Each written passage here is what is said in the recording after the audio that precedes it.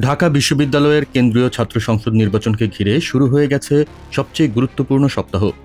প্রতিটি প্রার্থী এখন ব্যস্ত নিজেদের প্রচারণা নতুনভাবে সাজাতে। তবে ৪৫ জন ভিপি প্রার্থীর ভিড়েও আলোচনার শীর্ষে উঠে এসেছেন মাত্র ৫ জন।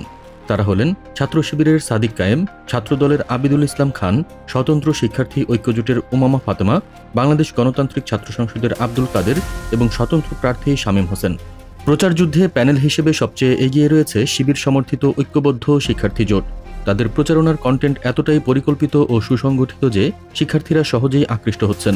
বিশেষ করে স্মার্ট সোশ্যাল মিডিয়া কন্টেন্ট এবং শিবিরের জনপ্রিয় গান ব্যবহারের কারণে শিক্ষার্থীদের মধ্যে তা দারুণ সাড়া ফেলেছে। অন্যদিকে একক প্রার্থী হিসেবে প্রচারণায় শীর্ষে রয়েছেন ছাত্রদলের আবিদুল ইসলাম খান। তিনি খুব অল্প সময়ের মধ্যেই আলোচনার কেন্দ্রবিন্দুতে চলে এসেছেন। যদিও ছাত্রদল প্যানেলের কিছু প্রার্থী বিতর্কিত, আবিদ এখনও তার ক্লিন ইমেজ ধরে রাখতে পেরেছেন। সাদিক কায়েম গত ১ বছর ধরে আলোচনায় আছেন। বিশেষত জুলকার সায়েরের কারণে তার অবস্থান আরও দৃঢ় হয়েছে। তবুও আবিদ মাত্র কয়েক সপ্তাহেই সমান জনপ্রিয়তা অর্জন করেছেন। এই প্রতিদ্বন্দ্বিতা শিক্ষার্থীদের কাছে বাড়তি উত্তেজনা তৈরি করছে। অন্যদিকে উমামা ফাতেমা এবং তার প্যানেল কিছুটা পিছিয়ে থাকলেও নারী ও প্রগতিশীল শিক্ষার্থীদের বড় একটি অংশ তার পাশে রয়েছে।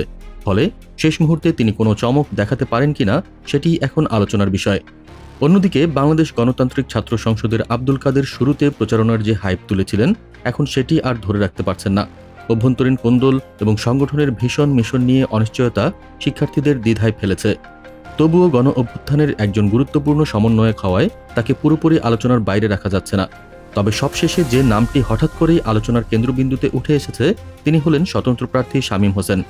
তার স্মার্ট বাচনভঙ্গি, অন পয়েন্ট বক্তব্য এবং শিক্ষার্থীদের প্রকৃত সমস্যাগুলো তুলে ধরার দক্ষতা তাকে অন্যদের থেকে আলাদা করে তুলেছে। সাম্প্রতিক সময়ে সোশ্যাল মিডিয়ায় তার জনপ্রিয়তা সাদিক কায়েমকেও ছাড়িয়ে গেছে। যদিও অনেকের মতে সোশ্যাল মিডিয়ার হাইপ ভোট বাক্সে পুরোপুরি প্রতিফলিত হয় না, তারপরও যদি শামীম শীর্ষ ৩-এ পৌঁছাতে পারেন তবে সেটি হবে তার জন্য এক বড় সাফল্য। এখন সবার দৃষ্টি আগামী ৯ তারিখে। এই ৫ জনের মধ্যে কার ভাগ্যে জুটবে ভিপি পদ আর কে থেকে যাবেন পেছনে, তা নিয়ে জল্পনা চরমে পৌঁছেছে।